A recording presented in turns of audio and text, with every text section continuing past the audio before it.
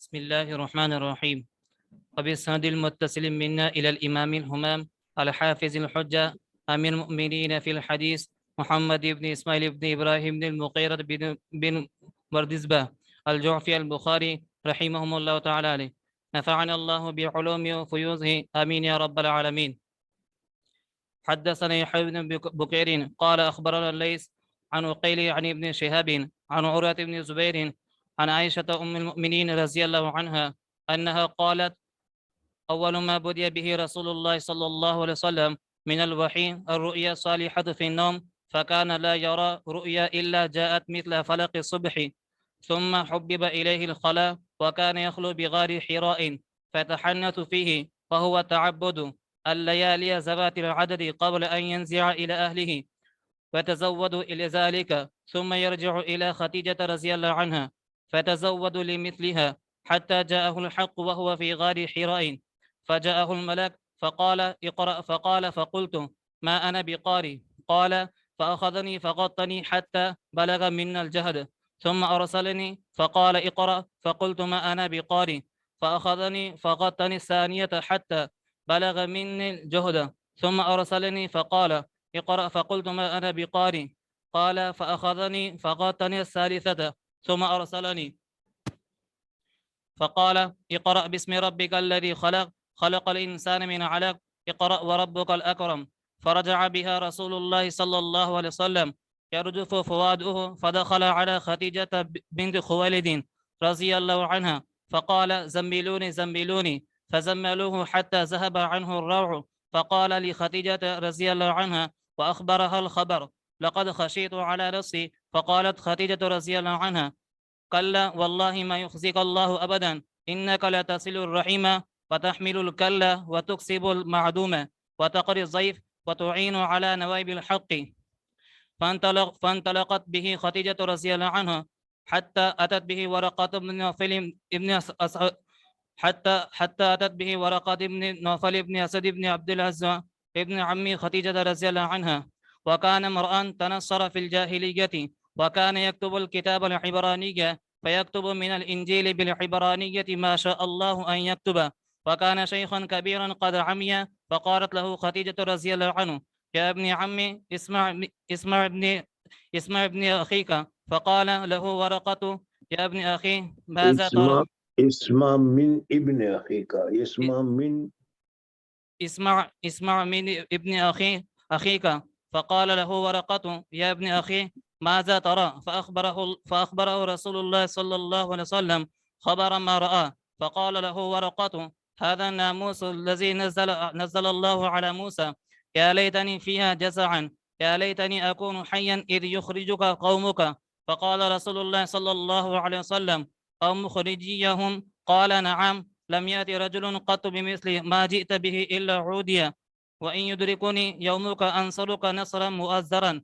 ثم لم ينشب ورقة أن توفى وفتر الوحي. قال ابن شهاب: وأخبرني أبو سلمة بن عبد الرحمن أن جابر بن عبد الله الأنصاري قال وهو يحدث عن فترة الوحي، فقال في حديثي: بين أنا أمشي إذ سمعت صوتا من السماء، فرفعت بصري فإذا الملك الذي جاءني بحراء جالس على كرسي بين السماء والأرض، فرعبت منه فرجعت فقلت: زملوني زملوني. فأنزل الله تعالى: يا أيها المدثر قم فأنذر وربك فكبر وثيابك فطهر والرجز فاهجر. فحمي الوحي تابعه عبد الله بن يوسف وأبو صالح، وتابعه هلال بن رداد عن الزهري، وقال يونس ومعمر بوادره.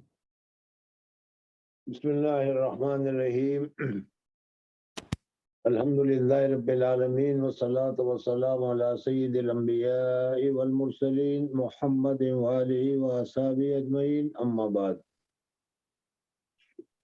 ثم حبب إليه الخلا، फिर हुजूर अपना सल्लल्लाहु अलैहि वसल्लम को खिलवत नशीनी तन्हाई की तरफ रग़बत दिलाई गई और हुजूर अपना सल्लल्लाहु अलैहि वसल्लम को खिलवत नशीनी पसंद की गई और हुजूर अपना सल्लल्लाहु अलैहि वसल्लम ने खिलवत नशीनी को इख्तियार किया।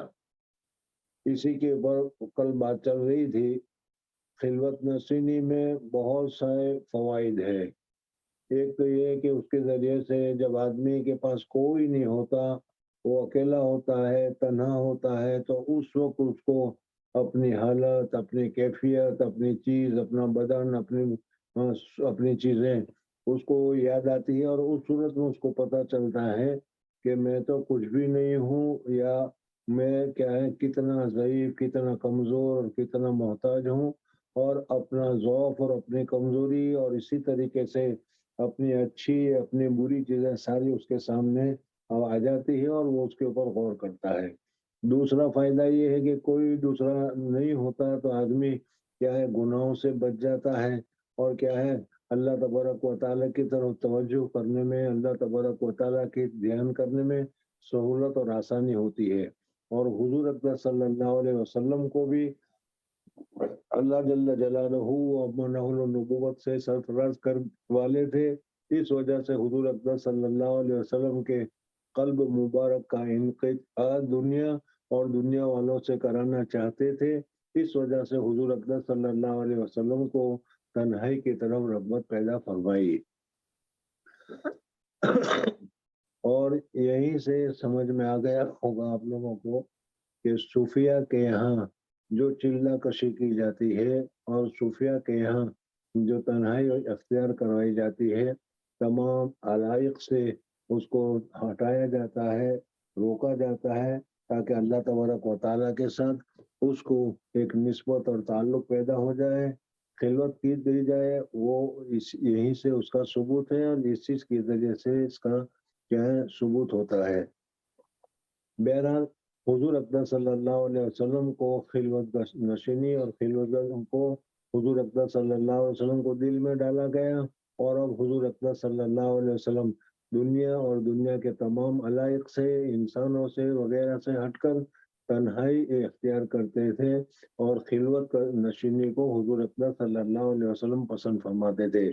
چنانچہ حضور اکرم صلی اللہ علیہ وسلم نے اس خلوت کے لیے غار ہیرا کو پسند کیا۔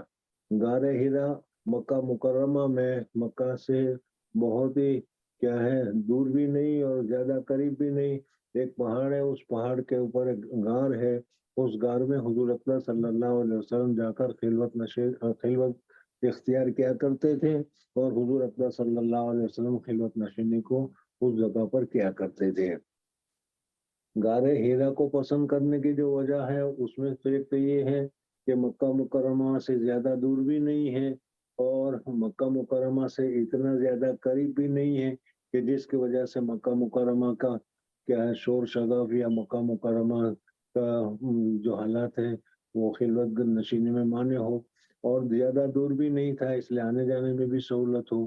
پھر تو دوسرا فائدہ یہ تھا کہ حضور اکرم صلی اللہ علیہ وسلم جس غار میں خلوت نشینی اختیار کیا کرتے تھے، اس غار میں بیٹھ کر اگر سامنے دیکھیں تو وہاں سے سیدھا کعبہ شریف نظر آتا ہے۔ ایک مرتبہ شروع میں جبل نور پر ایک مرتبہ چڑھنے کا موقع ہوا تھا، 2-2.5 گھنٹے لگے تھے، اور اس غار کو دیکھا تھا، اور اس غار میں جا کر بھی دیکھا تھا، تو واقعی میں وہاں سے سیدھا کعبہ شریف نظر آتا ہے۔ تو حضور اکرم صلی اللہ علیہ وسلم وہاں بیٹھ کر تخلیہ ان کا غور و فکر کیا کرتے تھے، حضور اکرم صلی اللہ علیہ وسلم وہاں بیٹھ کر عبادت میں مصروف ہوا کرتے تھے۔ تیسرا، حضور اکرم صلی اللہ علیہ وسلم وہاں بیٹھ کر سیدھے کعبہ شریف کے اوپر حضور اکرم صلی اللہ علیہ وسلم کی نظر ہوتی تھی، اور کعبہ شریف کا نظارہ کیا کرتے تھے۔ یہ سارے فوائد غار ہیرا میں تھے، اس وجہ سے حضور اکرم صلی اللہ علیہ وسلم غار ہیرا میں تخلیہ اختیار کیا کرتے تھے۔ دوسرا سوال یہ ہے کہ جب حضور اکرم صلی اللہ علیہ وسلم اس طریقے سے غار ہیرا میں تخلیہ اختیار کرتے تھے، اور وہ بھی 1-2 دن نہیں، ذوات العدد جیسا ان قریب آئے گا، مہینے مہینے، 2-2 مہینے، 3-3 مہینے، بلکہ حضور اکرم صلی اللہ علیہ وسلم 6-6 مہینے تک وہاں رہتے تھے۔ تو یہ ایک قسم کی بات تھی کہ جو لوگوں کے اندر میں سوال جواب پیدا ہونا چاہیے تھا، لوگوں کے درمیان میں کیا آپس میں جمی گوئیاں ہونی چاہیے تھی، لیکن اس قسم کی کوئی چیز کیوں نہیں ہوئی؟ تو اس کا جواب یہ ہے کہ حضور اکرم صلی اللہ علیہ وسلم پہلے ہی سے اخلاق اور عادات کے اعتبار سے حضور اکرم صلی اللہ علیہ وسلم کا ایک بہت ہی اونچا درجہ تھا، بہت ہی اونچا مقام تھا۔ لوگ حضور اکرم صلی اللہ علیہ وسلم کو صادق الامین کہتے تھے۔ दूसरी बात यह है कि इसी जगह पर या इसी तरीके से हुजूर अकबर सल्लल्लाहु अलैहि वसल्लम के आबा व अजदाद और हुजूर अकबर सल्लल्लाहु अलैहि वसल्लम के दादा वगैरह वो भी तखलिया इख्तियार किया करते थे। इस वजह से लोगों ने हुजूर अकबर सल्लल्लाहु अलैहि वसल्लम के इस तखलिया इख्तियार करने के ऊपर किसी किस्म की कोई बातचीत और क्या कोई तबसरा नहीं हुआ, और बल्कि सबने यही समझा कि खानदान वालों का या इन लोगों का तो दस्तूर है कि इस तरीके से वो तखलिया करते हैं। हुजूर अकबर सल्लल्लाहु अलैहि वसल्लम भी इस तरीके से तखलिया करते थे। बहरहाल हुब्बिबा इलैहिल खला, हुजूर अकबर सल्लल्लाहु अलैहि वसल्लम के दिल में खिलवत की मोहब्बत डाली गई और हुजूर अकबर सल्लल्लाहु अलैहि वसल्लम तन्हाई पसंद हो गए और हुजूर अकबर सल्लल्लाहु अलैहि वसल्लम ने तन्हाई इख्तियार की। और मैंने अभी बताया कि ये तन्हाई जो खिलवत नसीनी है वो इनक़िता अन दुनिया और तवज्जुह इलल आखिरत के लिए बहुत ही ज़्यादा मुफीद होती है। इसी वजह से बुजुर्गान दीन के यहाँ जब तुम क्या जाते हो बैत वगैरह करते हो और बैत करने के बाद अल्लाह तबारक व तआला के मोहब्बत हासिल करना चाहते हो, तो उस सूरत में वो भी तुम्हें तखलिया और खिलवत नशीनी इख्तियार कराते हैं। जैसे हज़रत अक़दस क्या थानवी रहमतुल्लाह ताला अलैह वगैरह के सवानी वगैरह में लिखा हुआ है। बहरहाल खिलवत नशीनी बहुत ही ज़्यादा मुफीद है। इस वजह से हुजूर अकबर सल्लल्लाहु अलैहि वसल्लम को भी खिलवत नशीनी की मोहब्बत डाली गई और हुजूर अकबर सल्लल्लाहु अलैहि वसल्लम ने खिलवत नशीनी इख्तियार की और ये खिलवत नशीनी हुजूर अकबर सल्लल्लाहु अलैहि वसल्लम ने गारे हिरा में की। यहाँ पर हो सकता है कि इश्काल हो कि ये जो खिलवत नशीनी से जो आप इस्तिदलाल कर रहे हैं, वो तो हुजूर अकबर सल्लल्लाहु अलैहि वसल्लम अभी तो रसूल भी नहीं बने, अभी तो वही भी नहीं नाजिल हुई और वही नाजिल होने के पहले के हालात है। तो इस सूरत में उसके ज़रिए से किस तरीके से इस्तिदलाल करना सही होगा?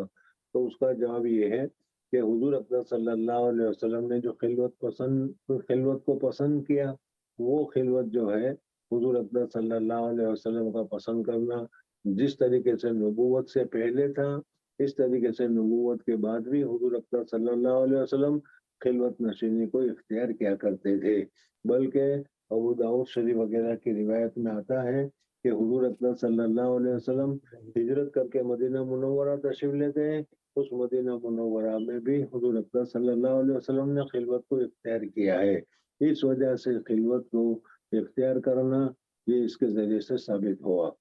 दूसरी बात ये मालूम हुई कि खिलवत के लिए क्या है, जो 40 का आदद मुकर्रर किया गया है या जिसको चिल्ला से हम ताबीर करते हैं, तबलीग में जाते हैं तो वहाँ एक चिल्ला या इसी तरीके से क्या है तसव्वुफ में है चिल्ला कशी इख्तियार की जाती है, तो ये 40 का आदद कहाँ से आ गया? तो उसका जवाब ये है कि अल्लाह जल्ल जलालहू व अम्न वालों ने हज़रत मूसा अलैहिस्सलातु वस्सलाम को क्या है बुलाया और बुलाने के बाद हज़रत मूसा अलैहिस्सलाम ने 30 दिन 1 महीने के लिए खिलवत इख्तियार की और फिर उसके ऊपर 10 दिन अल्लाह तबारक व तआला ने और बढ़ाए, तो इस तरीके से वो 40 हो गए। तो इस तरीके से 40 का सबूत इस तरीके से हुआ। या दूसरा जवाब उसका ये है कि जब माँ के पेट में बच्चे की पैदाइश शुरू होती है, तो उसमें जो तग़य्युर होता है, वो 40-40 दिन के बाद मुज़ग़ा और वग़ैरह जो होता है, वो 40 दिन के बाद हुआ करता है। तो मुझे बुज़ुर्गान दीन ये समझते हैं कि आदमी को अच्छे अख़लाक़ पैदा करने के लिए और बुरे अख़लाक़ छोड़ने के लिए या बुराई से खैर की तरफ पैदा होने के लिए उनको क्या है, एक-एक चिल्ले में तब्दीली आया करती है। इस वजह से क्या है चिल्ले का एहतमाम किया जाता है और 40 दिन लगाए जाते हैं।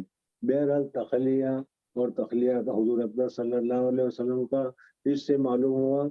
और फिर उसके बाद अब दूसरा सवाल ये है कि उस दिनों में जब हुज़ूर अकबर सल्लल्लाहु अलैहि वसल्लम गारे हिरा में तशरीफ़ लाते थे, तो उस गारे हिरा में क्या करते थे? अभी तो हुज़ूर अकबर सल्लल्लाहु अलैहि वसल्लम पर कोई नबूवत या वही वगैरह कुछ भी नाज़िल नहीं हुई।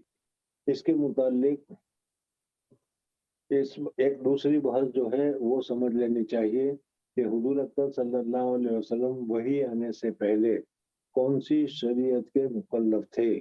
तो अगर ये मसला हल हो जाए तो फिर उस सूरत में हुज़ूर अकबर सल्लल्लाहु अलैहि वसल्लम उस गारे हिरा में कौन-सी इबादत करते थे, किसकी इबादत करते थे, किस तरह इबादत करते थे, یہ مسئلہ آسانی کے ذریعے سے حل ہو جائے گا۔ بعض حضرات کہتے ہیں کہ حضور اکرم صلی اللہ علیہ وسلم دین ابراہیمی کے تابع دار تھے۔ دوسرا قول یہ ہے کہ حضرت آدم علیہ السلام کا جو دین تھا حضور اکرم صلی اللہ علیہ وسلم ان کے تابع دار تھے۔ بہرحال حضور اکرم صلی اللہ علیہ وسلم غار حرا میں تشریف لے جاتے تھے۔ ان ساری بحثوں کے مقابلے میں سب سے بہتر اور اچھا جواب یہ ہے کہ اللہ جل جلالہ و من والہ نے جب حضور اکرم صلی اللہ علیہ وسلم کو یہ راستہ اپنایا یا یہ ہدایت کی طرف لے گئے، تخلیہ کی طرف حضور اکرم صلی اللہ علیہ وسلم کو متوجہ فرمایا، تو اسی طریقے سے اللہ جل جلالہ و من والہ حضور اکرم صلی اللہ علیہ وسلم کے دل میں القاء فرمایا کرتے تھے۔ جس قسم کی بھی عبادت کا اللہ تبارک و تعالیٰ کو منظور ہوگا حضور اکرم صلی اللہ علیہ وسلم کے دل میں اس کا القاء فرمایا جاتا تھا، اور حضور اکرم صلی اللہ علیہ وسلم اس قسم کی عبادت کرتے تھے۔ یا تو کبھی غور و فکر کرتے تھے اللہ تبارک و تعالیٰ نے یہ سارے مخلوقات پیدا کی اور کیا کس وجہ سے پیدا کی اور کیا کرنا چاہیے اور کیا ہمیں کیا کرنا چاہیے، اس سلسلے میں غور و فکر کرتے ہو یا جو بھی ہو یا جس قسم کی بھی عبادت ہو، حضور اکرم صلی اللہ علیہ وسلم غار حرا میں یہ کیا کرتے تھے۔ وَكَانَ يَخْلُو بِغَارِ حِرَا وَيَتَحَنَّسُ فِيهِ۔ تحنس کا جو ترجمہ ہے یہ خود بہت تعبد کے ذریعے سے کیا ہے، یعنی گناہ سے بچنے کے جو طریقے جو راستے ہیں، اور ان کا وہ جو بھی گناہ سے بچنے کا راستہ ہوگا وہ عبادت کا راستہ ہوگا۔ تو اس طریقے سے یہاں پر حضور اکرم صلی اللہ علیہ وسلم کیا ہے، عبادت کے راستے کو، عبادت کے طریقے کو، عبادت میں حضور اکرم صلی اللہ علیہ وسلم مصروف ہوتے تھے۔ وَيَتَحَنَّسُ فِيهِ وَهُوَ التَّعَبُّدُ اللَّيَالِي۔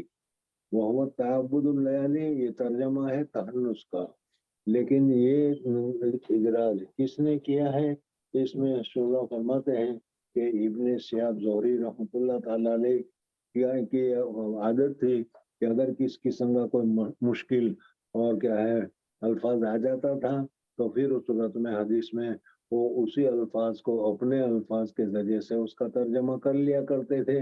تو تحنس کے معنی مشکل تھا، اس وجہ سے انہوں نے وہ تعبد کے ذریعے سے کیا کہ اس غار حرا میں بیٹھ کر حضور اکرم صلی اللہ علیہ وسلم اللہ تبارک و تعالیٰ کی عبادت کرتے تھے۔ کیا عبادت کرتے تھے، کس طریقے سے عبادت کرتے تھے، وہ میں نے ابھی تمہارے سامنے ذکر کیا۔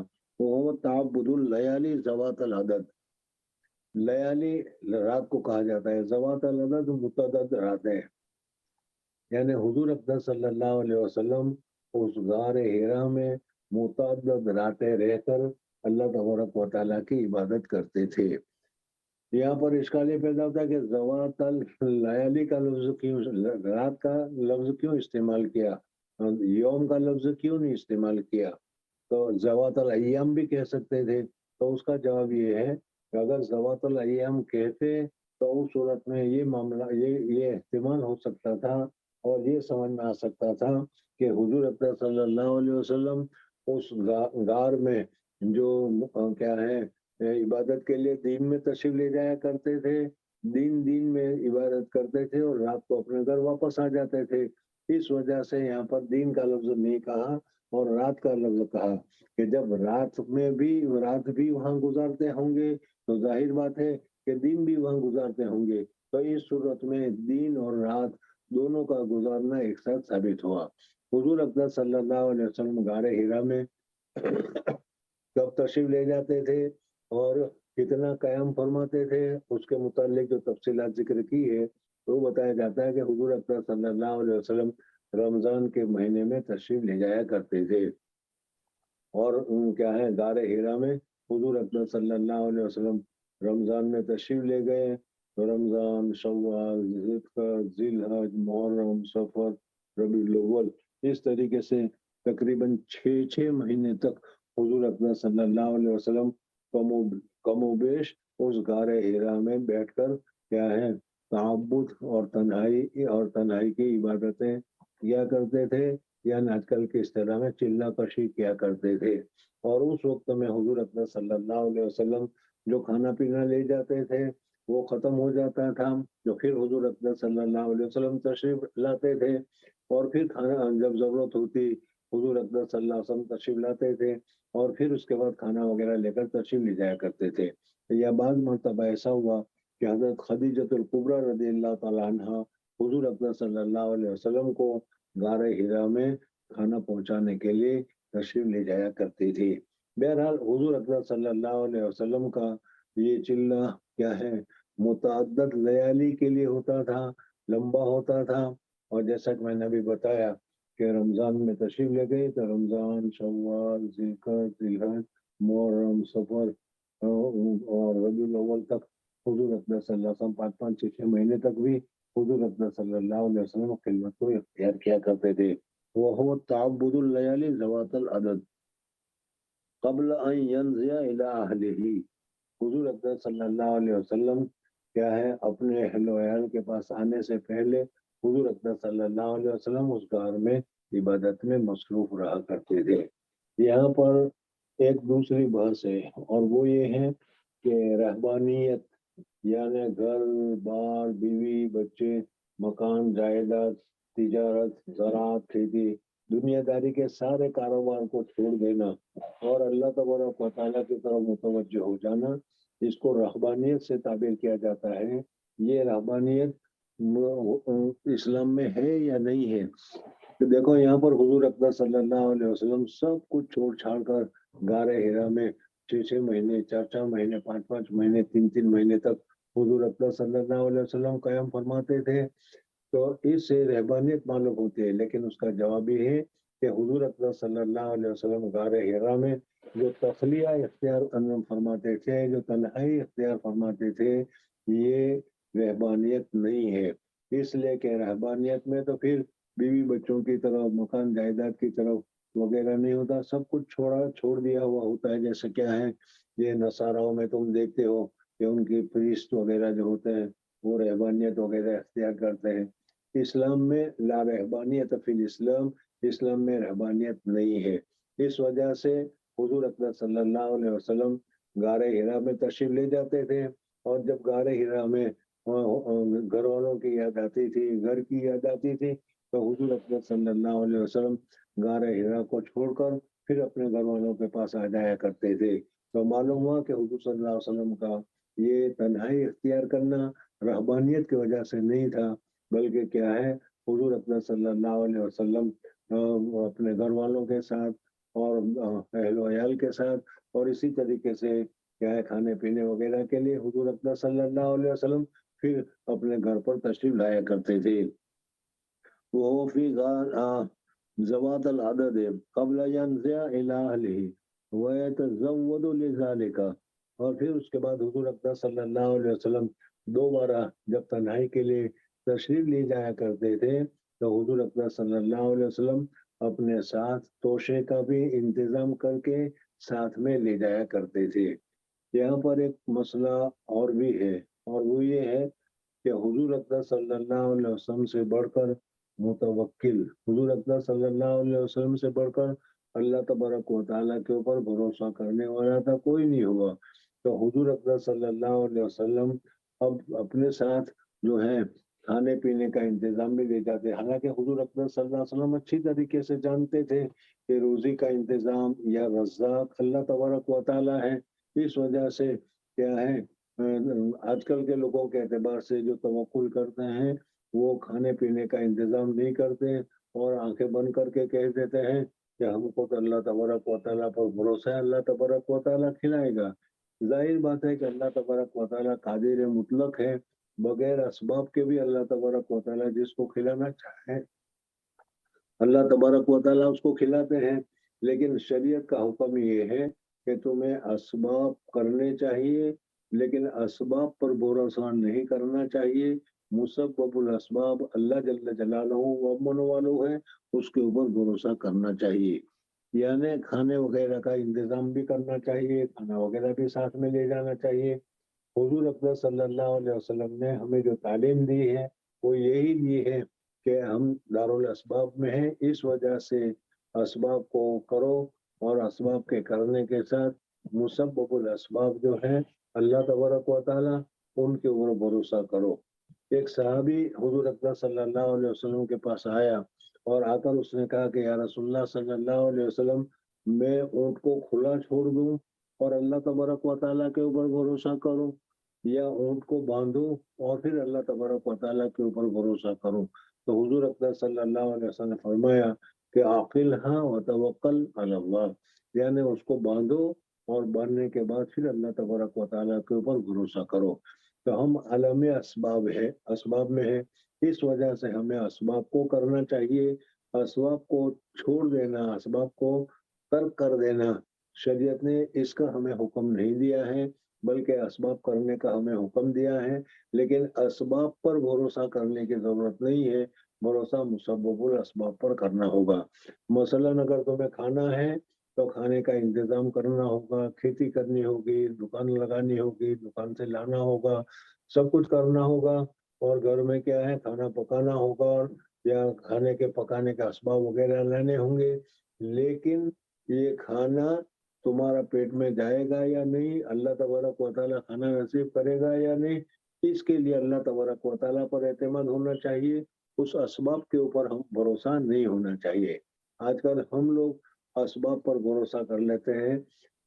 चाय पीने का इरादा हुआ तो दूध और चीनी और शक्कर और प्राइमस और क्या है, सब चीज लाकर तैयार की, चाय भी बनाई, लेकिन पीने का वक्त आया तो एकदम क्या है, कोई जरूरत आ गई, कोई फोन आ गया और वो चाय वहीं छोड़कर जाना पड़ता है। तो इससे मालूम हुआ कि असबाब तो करनी चाहिए, लेकिन असबाब पर एतमाद नहीं करना चाहिए। असबाब के करने के साथ साथ एतमाद और भरोसा अल्लाह तबारक व तआला के ऊपर करना चाहिए।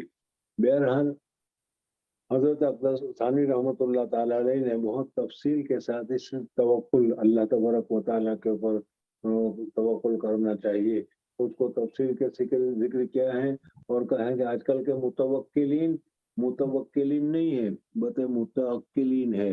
यानी आजकल के तवक्कुल करने वाले मुतवक्किल नहीं है, बल्कि खाओ है, खाने वाले हैं। इस वजह से इस किस्म का तवक्कुल नहीं होना चाहिए। असबाब कहना, घर में ताला लगाओ और फिर अल्लाह तबारक व तआला पर भरोसा करो कि अल्लाह तबारक व तआला हिफाजत करेगा।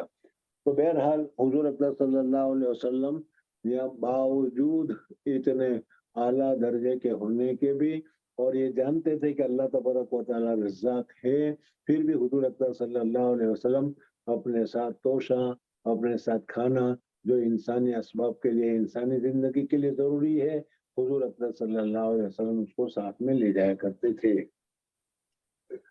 और अगर इस मसले में गौर करो मज़ीद, तो ये भी सोच में आ सकता है कि हुजूर अकबर सल्लल्लाहु अलैहि वसल्लम के ज़माने में मक्का मुकर्रमा की जो ज़िंदगी थी, उस मक्का मुकर्रमा की ज़िंदगी तो बहुत ही गुर्बत वाली थी। बेवादिन गैर ज़ी ज़रीन इंद बैतिकल मुकर्रम, कुरान पाक में भी जिक्र किया गया है। इस वजह से फिर दूसरी बात है कि हुजूर अकबर सल्लल्लाहु अलैहि वसल्लम गारे हिरा में कोई फ्रिज वगैरह भी तो नहीं रखते थे कि जिसकी वजह से फ्रिज भरकर रख दिया जाए और 2-3 महीने उसमें से निकल कर खाया जाए। तीसरी बात यह है कि हुजूर अकबर सल्लल्लाहु अलैहि वसल्लम अगर लेकर भी जाते होंगे तो मक्का मुकर्रमा वालों का आम वतन खाना उस जमाने में होता था, वो दूध और खजूर होता था। अगर दूध और खजूर कोई आदमी लेकर भी जाए तो 2 महीने 3 महीने तक तो किस तरीके से चल सकता है। फिर इसके साथ साथ चौथी बात ये है कि हुजूर अकबर सल्लल्लाहु अलैहि वसल्लम जैसे सखी के पास कुछ भी आया वो तो सारा का सारा गोरबा मसाकिन में तकसीम करने वाले लोग होते थे। तो इस वजह से हुजूर अकबर सल्लल्लाहु अलैहि वसल्लम खाना वगैरह जितना भी हो सकता था वो लेकर जाया करते थे, और फिर उसके बाद जब जरूरत होती थी तो हुजूर अकबर सल्लल्लाहु अलैहि वसल्लम वो खुद तशरीफ लाते थे, या तो फिर हजरत खदीजतुल कुबरा रज़ियल्लाहु तआला अन्हा हुजूर अकबर सल्लल्लाहु अलैहि वसल्लम के पास खाने को पहुंचाया करती थी। ताबुदुल लयाली ज़वातल अदद कब्ल यंज़िया इला अहलिही, कब्ल इसके कि वो लौटे अपने अहल की तरफ। वयतज़व्वदु लिज़ालिका, और हुजूर अकबर सल्लल्लाहु अलैहि वसल्लम ज़ात को, तोशे को तैयार करते थे इस काम के लिए, इबादत के लिए। या इबादत के लिए अगर तोशा लेकर जाएगा आदमी तो फिर उसको किसी खाने पीने की परेशानी नहीं होगी, फिक्र वगैरह नहीं होगा। और ابتدائی سے یا کیا ہے پورے سکون اور اطمینان ہی کے ساتھ وہ اللہ تبارک و تعالیٰ کی عبادت میں مصروف اور مشغول رہے گا. اس وجہ سے حضور اکرم صلی اللہ علیہ وسلم اس چیز کو ساتھ میں لے کر جایا کرتے تھے. ثم یرجو الی خدیجہ تھا. پھر اس کے بعد حضور اکرم صلی اللہ علیہ وسلم حضرت خدیجہ رضی اللہ تعالیٰ عنہ کے پاس لوٹتے تھے. جب یاد آ گئی، جب ضرورت محسوس ہوئی تو حضور اکرم صلی اللہ علیہ وسلم تشریف لاتے تھے. اس سے معلوم ہوا کہ حضور اکرم صلی اللہ علیہ وسلم کا یہ غار ہیرا میں ٹھہرنا بمنزل تعبد تھا، بمنزل اعتکاف کے تھا. حضور اکرم صلی اللہ علیہ وسلم کا یہ ٹھہرنا رہبانیت کی طرف سے رہبانیت کی طرف نہیں تھا کہ جس میں آدمی بیوی بچے مکان جائیداد سب کچھ چھوڑ چھاڑ کر تنہائی اختیار کر لیتا ہے. حضور صلی اللہ علیہ وسلم نے ایسی تنہائی اختیار نہیں کی تھی، بلکہ جب ضرورت محسوس ہوتی تھی تو حضور اکرم صلی اللہ علیہ وسلم پھر مکہ مکرمہ یا پھر حضرت خدیجہ الکبریٰ رضی اللہ تعالیٰ عنہ کے پاس تشریف لایا کرتے تھے. اور پھر حضرت خدیجہ الکبریٰ بھی حضور اکرم صلی اللہ علیہ وسلم کے لیے توشے کا، ناشتے دان کا، یا آج کل کی اصطلاح میں کہیں تو ٹفن کا انتظام کر دیتی تھی. اور حضور اکرم صلی اللہ علیہ وسلم اس ناشتے کو لے کر پھر تخلیہ کے لیے تشریف لے جایا کرتے تھے. وَيَتَزَوَّدُ لِمِثْلِهَا. اسی طریقے سے حضور اکرم صلی اللہ علیہ وسلم غار ہیرا میں تھے. اور میں نے ابھی بتایا کہ غار ہیرا میں کیا کرتے تھے. مختلف اقوال اس میں نقل کیا جاتا ہے. بعض حضرات کہتے ہیں کہ حضرت ابراہیم علیہ السلام کے جو بقایا تھی اس بقایا کے اوپر حضور اکرم صلی اللہ علیہ وسلم عمل کرتے تھے. ان میں سے یہ تخلیہ بھی حضور حضرت ابراہیم علیہ السلام کے شریعت کے بقایا ہی میں ان کو شمار کرتے ہیں. بعض حضرات کہتے ہیں کہ حضرت آدم علیہ السلام، بعض حضرات کہتے ہیں کہ حضرت نوح علیہ السلام کی شریعت کے جو احکامات تھے اس پر عمل کرتے تھے. لیکن سب سے زیادہ دل کو لگنے والی بات ہے وہ یہ ہے کہ حضور اکرم صلی اللہ علیہ وسلم کو جب اللہ تبارک و تعالیٰ نے تخلیہ کی نعمت سے نوازا تو ایسے وقت میں اللہ تبارک و تعالیٰ دل میں جو القاء فرماتے ہوں گے حضور اکرم صلی اللہ علیہ وسلم اس چیز میں مصروف اور مشغول رہتے ہوں گے اور اس عبادت کو کرتے رہتے ہوں گے. اور یہ ہوتا رہا. اور جیسے میں نے ابھی بتایا کہ عامتاً حضور اکرم صلی اللہ علیہ وسلم رمضان کا جو مبارک مہینہ ہے وہ رمضان کا مبارک مہینہ غار ہیرا میں گزارتے تھے. اور بعض مرتبہ وہ اتنا لمبا ہوتا تھا کہ رمضان، شوال، ذی الحج، محرم، سفر اور ربیع الاول تک 6 مہینے تک حضور اکرم صلی اللہ علیہ وسلم اس غار میں گزارا کرتے تھے. یہاں تک کہ حضور اکرم صلی اللہ علیہ وسلم اس طریقے سے غار ہیرا میں تشریف فرما تھے، غار ہیرا میں عبادت میں مصروف تھے، غار ہیرا میں تخلیہ میں مصروف تھے. وَجَاءَهُ الْحَقُّ. اللہ تبارک و تعالیٰ نے حضور اکرم صلی اللہ علیہ وسلم کے پاس حق کو بھیجا، یعنی جبریل علیہ السلام کو بھیجا، یا تو وحی کو بھیجا یا شریعت کے احکام کو بھیجا. تو حضور اکرم صلی اللہ علیہ وسلم کے پاس غار ہیرا میں سب سے پہلے وحی آئی اور حضرت جبریل علیہ السلام تشریف لائے.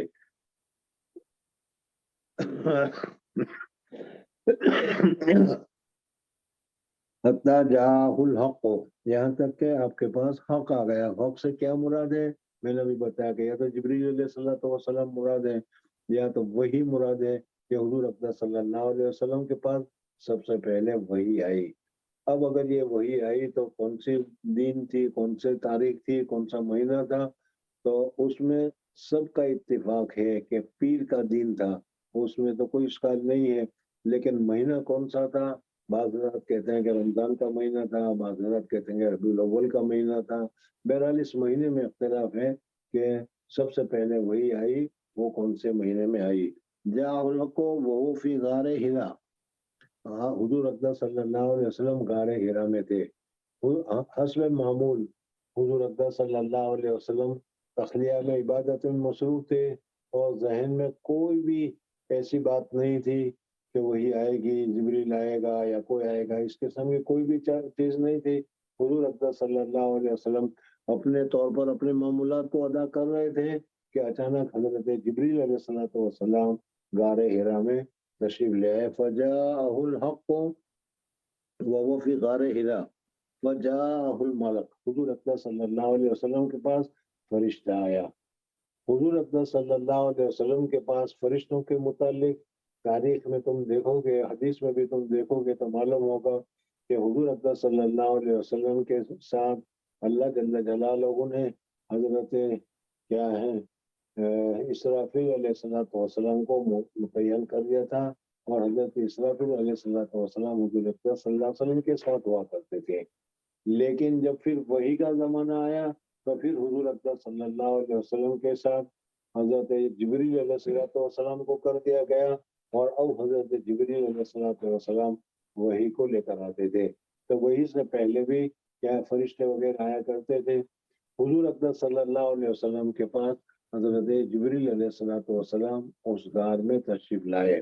میں نے ابھی بتایا کہ یہ سب سے پہلا وحی کا دن ہے، حضور اکرم صلی اللہ علیہ وسلم پر سب سے پہلے وحی نازل کی جا رہی ہے، اور حضور اکرم صلی اللہ علیہ وسلم کو بھی وہم و گمان میں نہیں تھا، حضور اکرم صلی اللہ علیہ وسلم کو بھی پتہ نہیں تھا کہ مجھ پر وحی نازل ہوگی، مجھ پر کیا ہے مجھے رسول بنایا جائے گا وغیرہ، حضور اکرم صلی اللہ علیہ وسلم کے دل میں بھی خیال نہیں تھا۔ لیکن اچانک حالات تو پہلے سے ہوتے رہے جیسے بتایا کہ روئے صالحہ وغیرہ، لیکن حضور اکرم صلی اللہ علیہ وسلم ایک مرتبہ تشریف فرما تھے کہ اچانک حضرت جبریل علیہ السلام تشریف لائے۔ اب یہ ملک سے مراد میں نے جیسے ابھی بتایا کہ حضرت جبریل علیہ السلام ہے، حالانکہ حضرت جبریل علیہ السلام کے علاوہ حضرت اسرافیل علیہ السلام وغیرہ کو بھی حضور اکرم صلی اللہ علیہ وسلم کے ساتھ کر دیا گیا تھا وحی سے پہلے، لیکن پھر اس کے بعد کیا ہے جب وحی کا دور شروع ہوا اب حضرت جبریل علیہ السلام ہی کو خاص کیا گیا۔ حضور اکرم صلی اللہ علیہ وسلم نے نہ تو جبریل کو دیکھا تھا نہ جبریل کو جانتے تھے۔ اچانک حضور اکرم صلی اللہ علیہ وسلم غار حرا میں موجود تھے اور حضرت جبریل علیہ السلام تشریف لائے۔ جیسے میں نے کل بتایا تھا کہ فرشتوں کو اللہ تبارک و تعالیٰ نے یہ قدرت اور یہ طاقت دی ہے کہ وہ اپنے جسم میں اپنے حالت میں تبدیلی کر سکیں، تو حضرت جبریل علیہ السلام نے اپنی اصلی حالت کو چھوڑ کر کیا ہے ایک انسانی صورت میں ایک انسانی شکل میں حضرت حضور اکرم صلی اللہ علیہ وسلم کے پاس غار حرا میں تشریف لائے۔ حضور اکرم صلی اللہ علیہ وسلم نے پہلی مرتبہ دیکھا حضرت جبریل علیہ السلام تشریف لائے، اس لیے ابتدا میں تو حضور اکرم صلی اللہ علیہ وسلم کو پتہ نہیں چلا کہ یہ کون ہے، کیا ہے، جبریل ہے، کیوں ہے، کس طریقے سے آئے ہیں، لیکن بعد میں پھر حضور اکرم صلی اللہ علیہ وسلم کو پتہ چل گیا کہ یہ جبریل ہے۔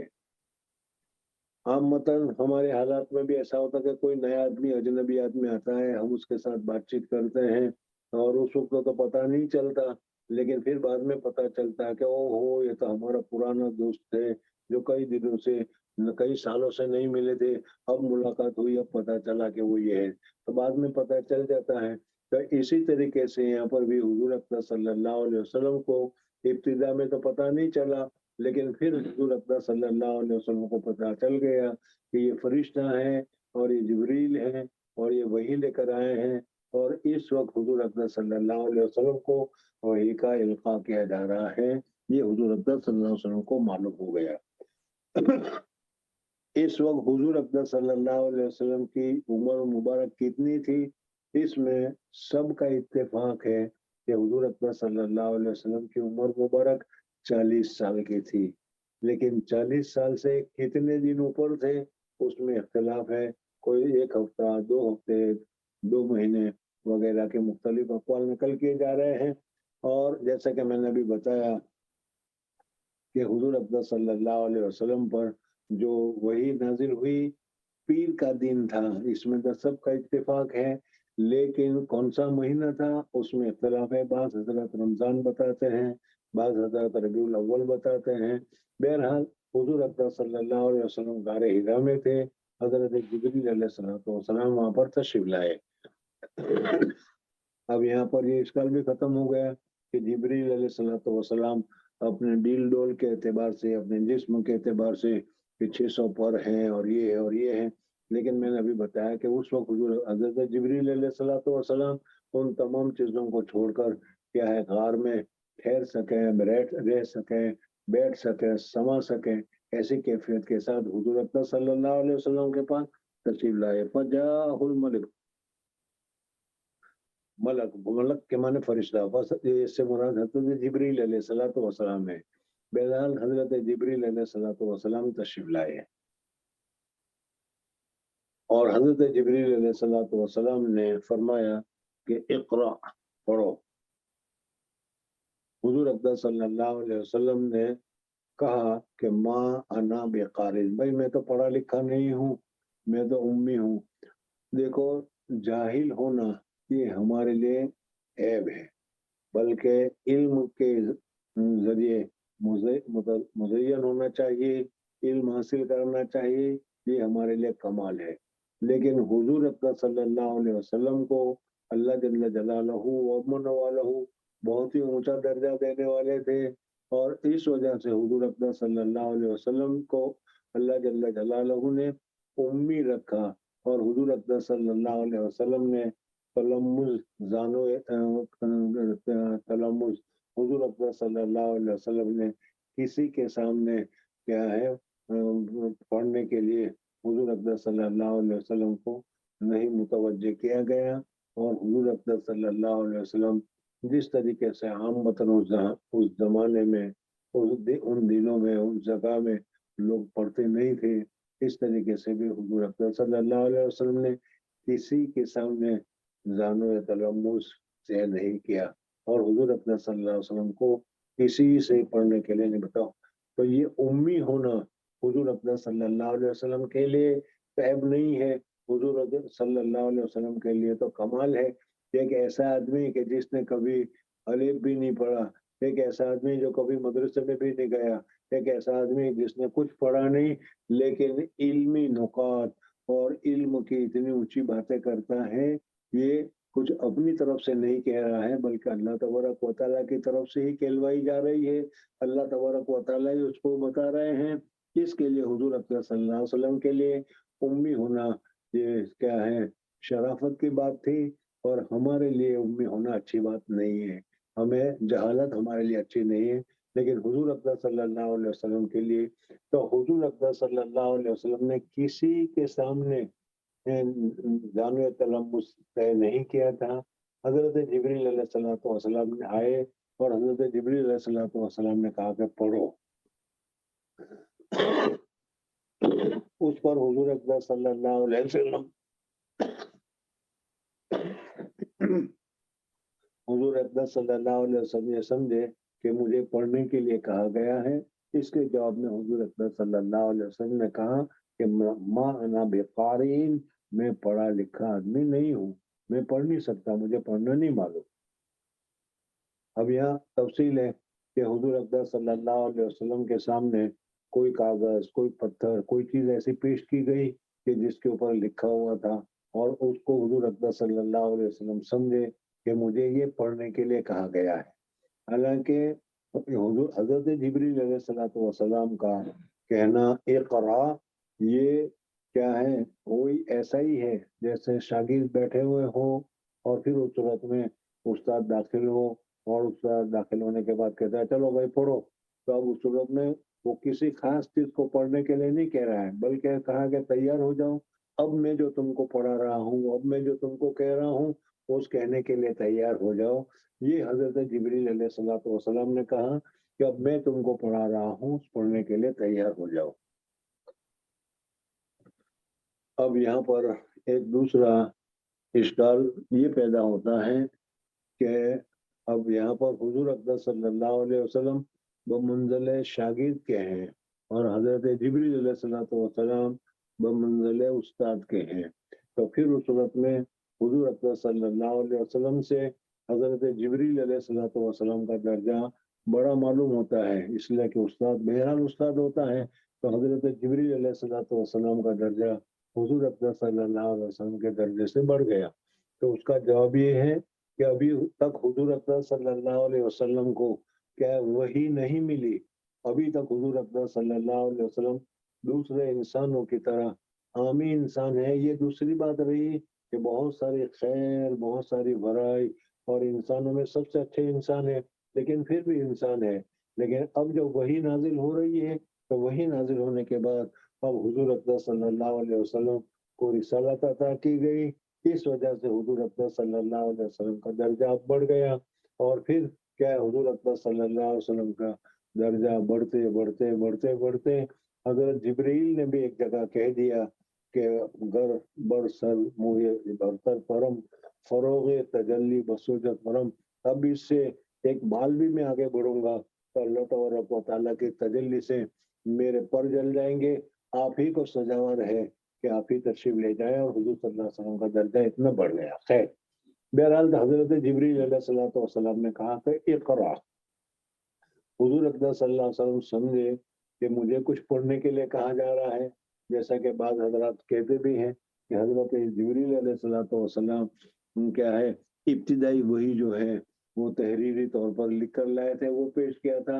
حضور صلی اللہ علیہ وسلم اس کو پڑھنے کے لیے سمجھے، اس لیے حضور اقدس صلی اللہ علیہ وسلم نے فرمایا کہ ما انا بقارئین، میں پڑھا لکھا نہیں ہوں۔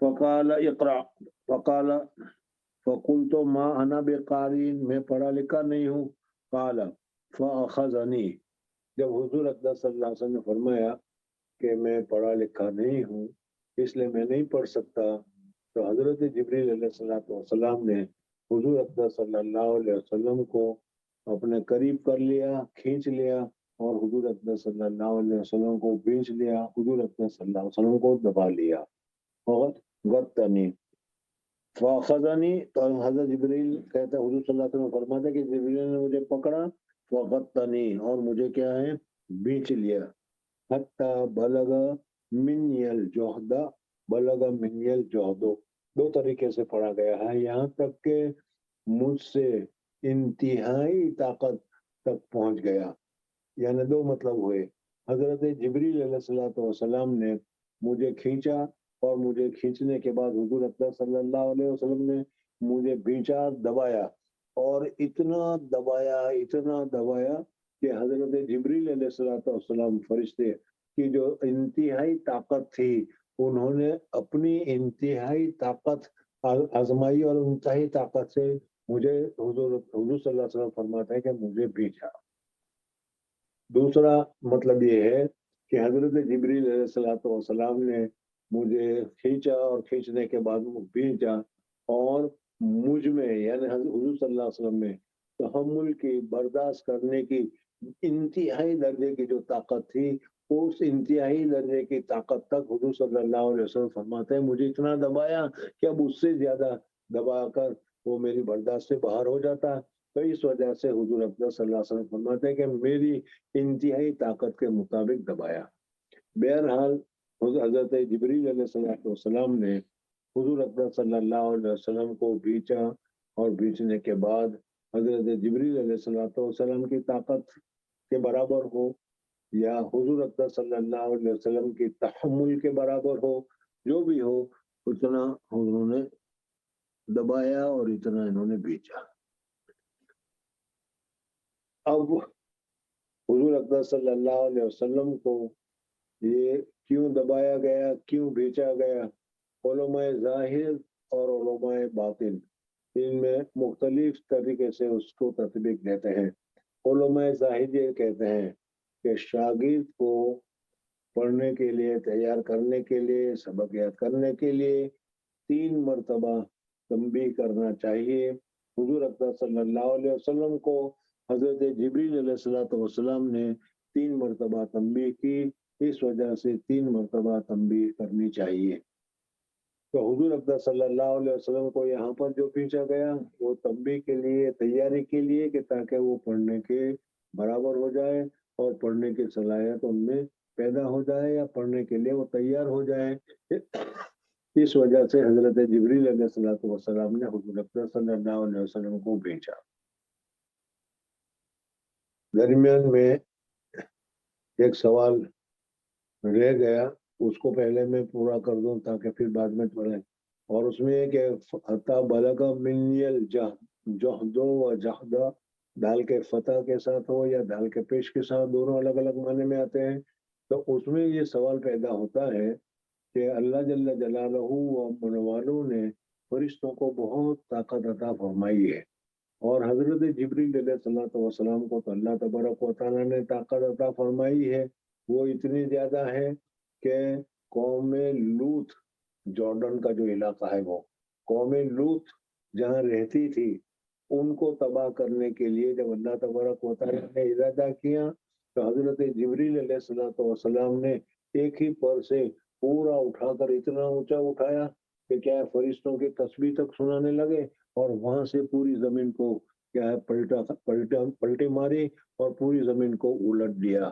تو حضرت جبریل علیہ السلام کی طاقت تو اتنی زیادہ ہے، اور جب اتنی زیادہ طاقت ہو اور اتنی زیادہ طاقت والا اگر کوئی انسان کو دبائے، اپنی طاقت کے اعتبار سے دبائے، تو پھر انسان کا تو کچمبر نکل جانا چاہیے۔ پھر حضرت جبریل علیہ السلام نے اپنی انتہائی طاقت سے جب حضور اقدس صلی اللہ علیہ وسلم کو دبوچا ہے، تو پھر تو حضور اقدس صلی اللہ علیہ وسلم کیا ہے ریزہ ریزہ ہو جانا چاہیے، آٹا ہو جانا چاہیے۔ پھر حضور اقدس صلی اللہ علیہ وسلم کا کس طریقے سے اس کا کیا جواب ہوگا؟ تو اس کا جواب یہ ہے کہ دیکھو ایک بات یاد رکھنا کہ اللہ جل جلالہ و امن والوں نے جن لوگوں کو تبدیل کی، بدلنے کی صلاحیت ادا کی ہے، اور جب وہ تبدیلی کرتے ہیں تو تبدیلی کرنے کے بعد جس حیات کی طرف وہ تبدیلی کرتے ہیں، اس حیات کی ساری کیفیتیں اس میں پیدا ہو جاتی ہے۔ اس کی تفصیل یہ ہے کہ دیکھو جنات ہے، اللہ تبارک و تعالیٰ نے ان کو بہت ہی زیادہ طاقت عطا کر رکھی ہے، انسان سے زیادہ طاقت اللہ تبارک و تعالیٰ نے جناتوں کو دے رکھی ہے۔ اسی وجہ سے تم نے دیکھا ہوگا کہ جس آدمی کو جنات لگتا ہے، 10-12 آدمی اس کو پکڑتے ہیں تو بھی وہ کنٹرول میں نہیں آتا، اور وہ بھی کیا کرتا ہے، اس سے زیادہ طاقت ہوتی ہے۔ تو ظاہر بات ہے کہ جنات میں اتنی ساری طاقت ہے، 10 آدمی کو بھی 12 آدمی کو بھی کافی نہیں ہوتا، لیکن یہی جنات جب اپنے تبدیلی حیات کر لیتے ہیں، کبھی سانپ بن جاتے ہیں، کبھی کیا ہے کوئی چڑیا بن جاتے ہیں، کبھی کسی حالت میں آ جاتے ہیں، تو پھر اس وقت میں جو حالت انہوں نے تبدیلی کی ہے، وہی حالت کی ساری کیفیات ان کے اوپر طاری ہو جاتی ہے۔ اس وجہ سے جس جنات کو 10-12 آدمی نہیں پکڑ سکتے تھے، اگر وہی بچھو بن گیا، وہی سانپ بن گیا، تو پھر جس طریقے سے سانپ کو ایک ڈک سے، ایک پاؤں کے دبانے سے وہ مر جاتا ہے، اس طریقے سے وہ بھی مر جاتے ہیں، اور یہی چیزیں ہوتی ہے۔ جیسے بہت سارے واقعات حضرت شاہ ولی اللہ محدث دہلوی رحمۃ اللہ علیہ کی کتابوں میں لکھا ہوا ہے کہ کیا ہے کوئی ایک جگہ سانپ کو مار دیا، وہ جنت ہو گیا، تو یہ وہ کیا ہے ہو سکتا ہے۔ تو اس طریقے سے حضور اکرم صلی اللہ علیہ وسلم کے پاس حضرت جبریل علیہ السلام جب تشریف لائے تو صفت ملکوتیت یعنی فرشتے کی شان میں اور فرشتے کی کیفیت میں نہیں آئے تھے، بلکہ کیا ہے اپنی حالت کو بدل کر انسانی شکل کو اختیار کر لیا تھا۔ اس وجہ سے حضرت جبریل علیہ السلام کی اس وقت طاقت اتنی ہی تھی جتنے ایک انسان کی ہوتی ہے، اور جب ایک انسان کے منتہائی درجے کا ایک پہلوان ہو، اس کو اگر وہ دبائے تو وہ دبا سکتا ہے، لیکن کیا ہے وہ اس کے دبانے سے حضرت جبریل علیہ السلام کی بات نہیں ہوتی۔ بہرحال یہ اشکال جو تھا وہ میں نے تمہارے سامنے ذکر کر دیا کہ حضور اکرم صلی اللہ علیہ وسلم کو یعنی حضور صلی اللہ علیہ وسلم کی انتہائی طاقت کے مطابق ہو یا حضرت جبریل علیہ السلام کی انتہائی طاقت کے مطابق ہو، اس میں کوئی پریشانی کوئی فکر وغیرہ نہیں ہوتی۔ بات چل رہی تھی یہ کہ حضرت جبریل علیہ السلام نے 3 مرتبہ حضور اکرم صلی اللہ علیہ وسلم کو کیوں دبوچا، 3 مرتبہ حضور اکرم صلی اللہ علیہ وسلم کو کیوں بھیجا؟ تو اس سلسلے میں نے ابھی بتایا کہ علماء ظاہر تو یہ کہتے ہیں کہ استاد کو حق ہے کہ شاگرد کو 3 مرتبہ تک کے لیے کیا ہے وہ ڈانٹے ڈپٹے اور اس کی اصلاح کے لیے کریں۔ حضور اکرم صلی اللہ علیہ وسلم کو بھی حضرت جبریل علیہ السلام پڑھنے کے لیے تیار کر رہے تھے، اس وجہ سے 3 مرتبہ بھیجا کہ حضور اکرم صلی اللہ علیہ وسلم کے تمام بدن اور بدن کے تمام جوڑ کیا ہے جواب دے گئے۔ حضرت شاہ عبدالعزیز محدث دہلوی رحمۃ اللہ تعالی علیہ انہوں نے ایک بات اور لکھی اور وہ بہت ہی عمدہ بات ہے، اور انہوں نے لکھا ہے کہ پیر جب مرید کے اوپر تصرف کرتا ہے یا پیر مرید کے اوپر کیا ہے اپنا اثر ڈالتا ہے تو اس کی تقریباً 4 قسم انہوں نے ذکر کی ہے. پہلی قسم جو ذکر کی ہے اس کو بتایا ہے کہ نسبت انعکاسی عکس ہونا. جیسے آئینہ ہے، اس آئینے کے پاس اگر کوئی آدمی آ جاتا ہے تو اس میں اس کی پوری شکل نظر آنے شروع ہوتی ہے. تو اسی طریقے سے جب آدمی بیعت ہوتا ہے، بیعت ہونے کے بعد معمولات کی پابندی کرتا ہے، گناہ سے رکتا ہے، وہ معمولات کی پابندی کرتا ہے، اللہ تبارک و تعالیٰ کی طرف متوجہ ہوتا ہے، اپنے دل کو صاف کرتا ہے، تو پھر دل صاف ہو کر آئینے کے مانند ہو جاتا ہے. یا اس صورت میں جب وہ اپنے پیر کے پاس آتا ہے تو پیر کا دل صاف ہے، اس میں آئینہ کی طرح ہو گیا ہے، اس میں اس کو اپنی شکل نظر آنے شروع ہو جاتی ہے. اس وجہ سے پیر کے پاس پہنچ کر اپنی گندگیاں، اپنی برائیاں وغیرہ اس کو نظر آنے شروع ہو جاتی ہے، نادم ہوتا ہے اور نادم ہو کر وہ سچی توبہ وغیرہ کرتا ہے. تو اس کو نسبت انعکاسی کہتے ہیں، جو تھوڑے دنوں کے بعد دل کو صاف کرنے کی وجہ سے کیا ہے دل میں عکس پڑنا شروع ہو جاتا ہے. لیکن یہ بہت ضعیف اور بہت کمزور ہے. جیسے آئینہ کے سامنے جتنی دیر تم آئینہ کے سامنے رہو گے اتنی دیر تم کو شکل نظر آ جائے گی، لیکن آئینہ سے ہٹ گئے، آئینہ کے ہٹنے کے بعد پھر شکل نظر نہیں آتی.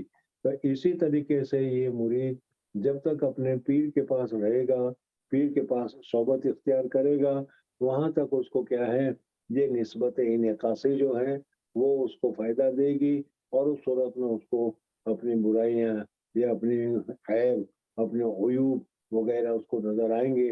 لیکن جہاں وہ ہٹ گیا تو وہاں ہٹنے کے بعد یہ نسبت پھر کیا ہو جائے گی، ختم ہو جائے گی. اس کو نسبت انعکاسی عکس سے ہے یہ، یعنی جیسا کہ آئینہ میں عکس آتا ہے اس طریقے سے اس کو نسبت انعکاسی کہتے ہیں. اور یہ مجاہدہ کرنے کی وجہ سے، محنت کرنے کی وجہ سے، کم کھانا، کم پینا، کم سونا اور ذکر میں متوجہ ہونا، گناہ سے بچنا، اس کی وجہ سے یہ کیفیت دل میں پیدا ہو جاتی ہے. دل میں گناہ کی وجہ سے جو دل سیاہ ہو گیا ہے، دل کالا ہو گیا ہے، مجاہدہ کرنے کی وجہ سے وہ سیاہی، وہ کالک دور ہوتی ہے، اور دور ہونے کے بعد کیا ہے اس میں قسم کی نورانیت پیدا ہو جاتی ہے. مثال کے طور پر اگر زیادہ سمجھنا چاہو، ماشاءاللہ سمجھدار ہیں اس لیے سمجھانے کی تو ضرورت ہے نہیں، لیکن پھر بھی بتاتا ہوں کہ جیسے آئینہ ہے، آئینے میں دیکھنے کی اور آئینے میں عکس کے سامنے نور وغیرہ ڈالنے کی ساری طاقتیں موجود ہے، لیکن اسی آئینے پر بہت سارا گرد و غبار پڑا ہوا ہو، اس کے اوپر کیا ہے بہت ساری کالک لگی ہوئی ہو، اس کے اوپر بہت ساری چیز لگی ہو جس کی وجہ سے وہ آئینہ بھدا ہو گیا ہے، تو پھر اس صورت میں اس کے قریب میں جا کر بھی اگر تم دیکھو گے تو بھی شکل نظر نہیں آتی. تو اسی طریقے سے اللہ تبارک و تعالیٰ نے ہمارا جو یہ دل بنایا ہے یہ بہت ہی زیادہ کیا ہے عمدہ اللہ تبارک و تعالیٰ نے بنایا ہے. اللہ جل جلالہ کو کوئی چیز سما نہیں سکتی، سمجھ میں اللہ تبارک و تعالیٰ کو کوئی چیز سما نہیں سکتی، لیکن مومن کا دل اللہ تبارک و تعالیٰ کو سما لیتا ہے، اللہ تبارک و تعالیٰ کی محبت اس دل میں پیدا ہو جاتی ہے. اس وجہ سے اپنے دل کو تمام گناہوں سے پاک صاف رکھنا چاہیے، اور کیا ہے کہ دل میں جو نورانیت ہے اس نورانیت کو باقی رکھنی چاہیے اور نورانیت کو پیدا کرنا چاہیے. اب یہ نورانیت کا پہلا درجہ جو ہے وہ نسبت انعکاسی کا ہے. اب یہاں پر ذرا اپنی حالات وغیرہ کو بھی ہمیں دیکھ لینی چاہیے کہ ہمارا قلب کا کیا حال ہے، ہم نے اس قلب کا کیسا ناس مار رکھا ہے، عصیان میں، سرکشی میں، شہوت میں، عجب میں، کبر میں، اور پتہ نہیں ساری گندگیاں اس میں بھر رکھی ہے.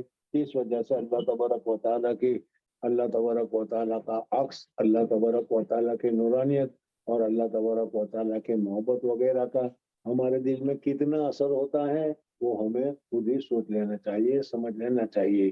اس وجہ سے اپنے دل کی اصلاح کرنے کا اور اپنے دل کو صاف کرنے کا کیا ہے جو طریقہ شریعت نے بتایا گیا ہے، جس کو تصوف سے تعبیر کیا جاتا ہے، تو اس کی طرف بھی متوجہ ہونا چاہیے۔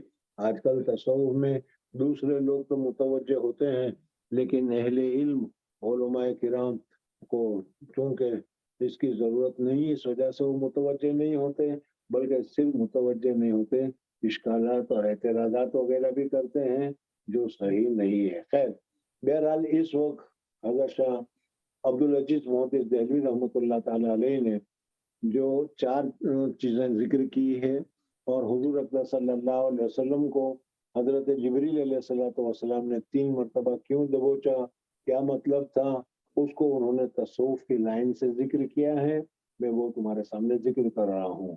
تو صوفیہ کے یہاں نسبت جو پیر مریدین کے اوپر تصرف کرتے ہیں اور مریدین کے دل کی صفائی کرتے ہیں، اس کی جو ہے 4 صورتیں بتائی گئی ہیں۔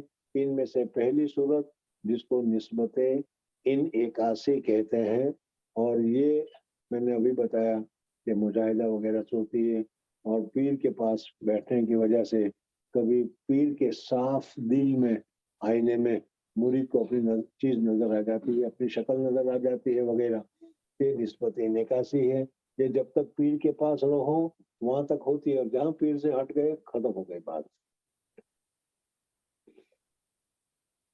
اور اگر زیادہ سمجھانا چاہوں تو شاید آپ لوگوں میں سے بھی کوئی ہوگا جو کیا ہے اپنے پیر کے پاس، اپنے بزرگ کے پاس، اپنے معتقد کے پاس جاتا ہوگا، اس وقت سارے کیا ہے گناہ کی باتیں اور گناہ کے تصورات، گناہ کے خیالات وغیرہ سب ختم ہو جاتے ہوں گے، دل میں قسم کا جوش، ایک قسم کی نورانیت، اس قسم کا خیر وغیرہ پیدا ہو جاتا ہوگا۔ یہ نسبت انعکاسی کا اثر ہے کہ پیر کے پاس ہوتے ہوئے یہ چیزیں ہوتی ہے، اور پیر سے ہٹ گئے تو پھر وہی بات ہوتی ہے۔ دوسرا اس سے اوپر کا درجہ ہے، اس کو نسبت اصلاحی سے تعبیر کیا جاتا ہے، یعنی کچھ مدت پیر کے ساتھ اپنے تعلق رکھنے کی وجہ سے، پیر کے معمولات وغیرہ کو پورا کرنے کی وجہ سے دل میں کچھ صلاحیت پیدا ہو گئی، اور اس صلاحیت کے پیدا ہونے کی وجہ سے اب دل میں کچھ ٹھہراؤ اور کچھ کام کی چیزیں پیدا ہو گئی۔ اور اس کی مثال ایسی ہی ہے کہ جیسے ہم کیا ہے کوئی دیا لے کر شیخ کی خدمت میں جاتے ہیں، اور پھر اس دیے کے اوپر شیخ کیا ہے ماچس کے ذریعے سے تلی لگا دیتا ہے اور اس دیے کو روشن کر دیتا ہے۔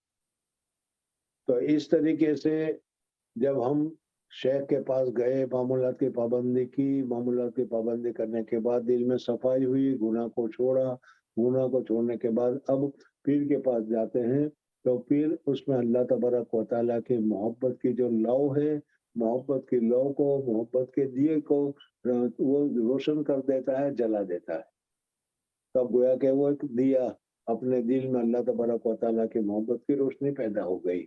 اب اس سلسلے میں پیر کے پاس بیٹھے رہنا یا پیر کے پاس رہنا یہ ضروری نہیں ہے، بلکہ اب پیر کے پاس سے ہٹ جائے گا تو بھی وہ جو دیے کے لو جلا دی ہے وہ جلتی رہے گی، اور کب تک جلتی رہے گی؟ جب تک اس میں ڈیویٹ ہے وہ اچھی رہے گی، یا اس میں تیل وغیرہ ہے وہ تیل وغیرہ ڈالتا رہے گا، جب تک تیل رہے گا وہ چلتا رہے گا۔ تو یہاں پر ڈیٹ اور تیل یہ شیخ کے معمولات ہے، یہ شیخ کے معمولات کو وہ ادا کرتا رہے گا، تو معمولات کا ادا کرنے کی وجہ سے دل میں جو ہدایت کا نور پیدا ہوا ہے، ہدایت کا دیا جلا ہوا ہے، وہ جلا باقی رہے گا۔ اب اپنے گھر جا کر وہ اس کو کرتا رہے گا تو بھی اس کو فائدہ ملتا رہے گا۔ اب اس کو شیخ کے پاس وہاں نسبت انعکاسی میں جس طریقے سے ان کو پیر کے پاس رہنے کی ضرورت تھی کہ پیر کے پاس ہٹتے ہی ختم ہو جاتا تھا، وہ باقی نہیں رہے گا بلکہ رہے گا۔ لیکن 2 چیزوں کی ضرورت ہوگی، ایک تو یہ ہے کہ دیٹ وغیرہ اور تیل وغیرہ ڈالتا رہے تاکہ وہ وہ دیا جو جلنا شروع ہوا ہے وہ جلتا رہے، اور دوسرا اس دیے کو بوجھنے سے بچائے رکھے۔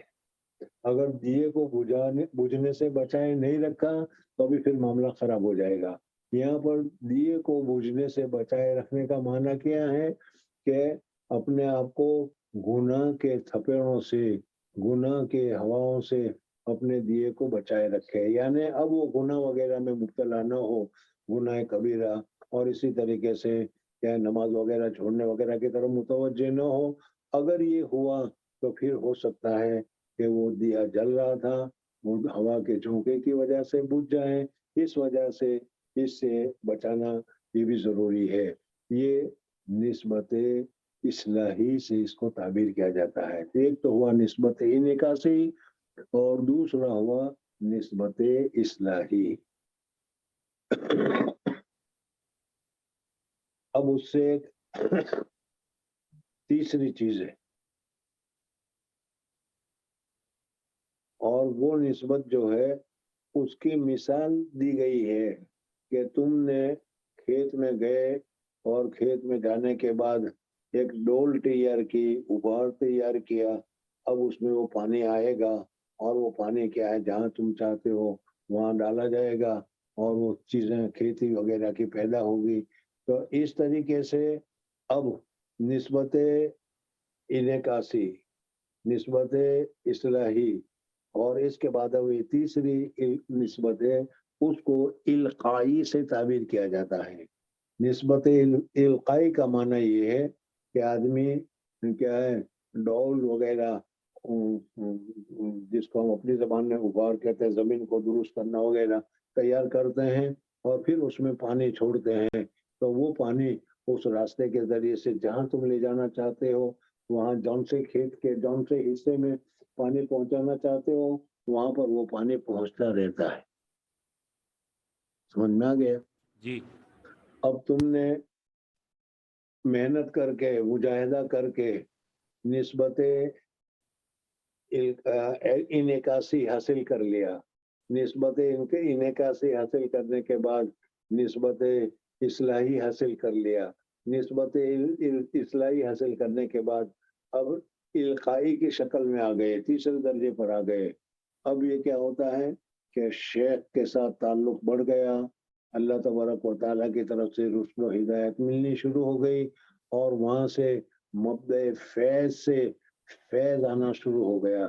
جیسے کنویں سے پانی نکلا، ٹنکی میں پہنچا، اور ٹنکی میں پہنچنے کے بعد پھر وہ ڈول کے ذریعے سے کھیت کے دوسرے حصوں میں پہنچ رہا ہے. اس طریقے سے یہ تیسری مثال ہے. اب اس میں پانی پہنچنے میں اگر کبھی پانی کے ساتھ ساتھ کوئی چیز اس میں رکاوٹ پیدا ہو جاتی ہے، کبھی کوئی تنکا آ گیا، کبھی کوئی پتا آ گیا، کبھی کوئی کاغذ آ گیا، کبھی کوئی چیز آ گئی، تو وہ پانی کو روک نہیں سکتا وہ، بلکہ پانی اس کو بہا کر لے جاتا ہے. تو اس طریقے سے اس حالت میں اگر اس سے کچھ سستی ہو گئی، کچھ غلطی ہو گئی، کچھ گناہ ہو گیا، تو وہ گناہ سے وہ فیض جو ہے وہ رکے گا نہیں، بلکہ وہ فیض اس کو بہا کر لے جائے گا، اس کو توبہ کی توفیق ہوگی، اور وہ گناہ سے بہت جلدی کیا ہو جائے گا، وہ رک جائے گا. یہ ہے نسبت القائی، یہ تیسرے نمبر کی نسبت ہے. اس کے بعد پھر چوتھا نمبر آتا ہے، اور اس چوتھے نمبر کو کہا جاتا ہے نسبت اتحادی. من تو شدم تو من شدی تاکش نگویت بعد ازاں من دی گرم تو دی گری. اس میں ایک دوسرے کے ساتھ بالکل مل جاتے ہیں اور بالکل کیا ہے متحد ہو جاتے ہیں، ایک ہو جاتے ہیں. حتیٰ کہ کہتے ہیں کہ شکل و صورت میں بھی اتحاد پیدا ہو جاتا ہے. بعض مرتبہ پیر مرید ہے لیکن اس صورت میں مرید جو ہے اس کی شکل شیخ سے بالکل مل جاتی ہے. یہ نسبت اتحادی میں ہوتا ہے کہ من تو شدم تو میں تم ہو گئے، تم میں ہو گیا، اور ہم دونوں ایک ہو گئے. سمجھ میں آ گیا؟ حضرت شاہ عبد العزیز محدث دہلوی رحمۃ اللہ تعالی علیہ نے اس سلسلے میں حضرت خواجہ باقی باللہ رحمۃ اللہ تعالی علیہ کا ایک قصہ بھی ذکر کیا ہے، اور اس قصے کے ذریعے سے یہ نسبت اتحادی تمہاری سمجھ میں آئے گی۔ باقی ہم نے اپنے شیخوں سے یہ بھی سنا ہے کہ بعض مرتبہ مرید اتنا بدل جاتا ہے کہ پیر کو جو پسند ہے وہی اس کو بھی پسند آتا ہے، اور بہت سارے واقعات بھی ہیں، لیکن اب سب واقعات کا سنانے کا وقت نہیں۔ تو یہ نسبت اتحادی ہے، دونوں ایک ہو گئے۔ اور اس سلسلے میں نے ابھی بتایا کہ حضرت شاہ عبدالعزیز محدث دہلوی رحمۃ اللہ تعالی علیہ نے اس سلسلے میں حضرت خواجہ باقی باللہ رحمۃ اللہ تعالی علیہ کا ایک واقعہ ذکر کیا ہے۔ حضرت باقی باللہ رحمۃ اللہ تعالی علیہ دہلی میں ایک بہت بڑے بزرگ تھے اور سلسلہ نقش بندیہ کے بہت بڑے مشائخین میں ان کا شمار ہوتا ہے۔ آج بھی حضرت خواجہ باقی باللہ رحمۃ اللہ تعالی علیہ کی خانقاہ اور مزار دلی میں موجود ہے، اور الحمدللہ 2-3 مرتبہ مجھے بھی حضرت کی سعادت نصیب ہوئی ہے۔ حضرت خواجہ باقی باللہ رحمۃ اللہ تعالی علیہ دلی میں موجود تھے۔ انہوں نے ایک مرتبہ دیکھا کہ ایک طوطا، پوپٹ جسے کہتے ہیں، طوطا خواب میں دیکھا کہ وہ آ کر درخت پر بیٹھ گیا۔ انہوں نے اپنے شیخ سے اس کی تعبیر پوچھی تو کہا کہ طوطا یہ ہندوستان کا پرندہ ہے، معلوم ہوتا ہے کہ کسی ہندوستان کے آدمی کو اللہ تبارک و تعالیٰ تمہارے سلسلے میں بھیجے گا اور وہ فائدہ ہوگا۔ چنانچہ حضرت خواجہ باقی باللہ رحمۃ اللہ تعالیٰ علیہ اپنے مقام سے ہندوستان آئے، اور ہندوستان آ کر انہوں نے خانقاہ قائم کی، اور اس خانقاہ میں حضرت خواجہ باقی باللہ رحمۃ اللہ تعالیٰ علیہ کے شاگردوں میں حضرت مجدد الف ثانی رحمۃ اللہ تعالیٰ علیہ تشریف لائے۔ حضرت مجدد الف ثانی رحمۃ اللہ تعالیٰ علیہ حضرت خواجہ باقی باللہ رحمۃ اللہ کے ہاتھ کے اوپر بیعت ہوئے، اور انہوں نے وہاں سے خلافت حاصل کی۔ یہ وہی وہ پوپٹ تھا جو طوطا تھا جو آ گیا تھا۔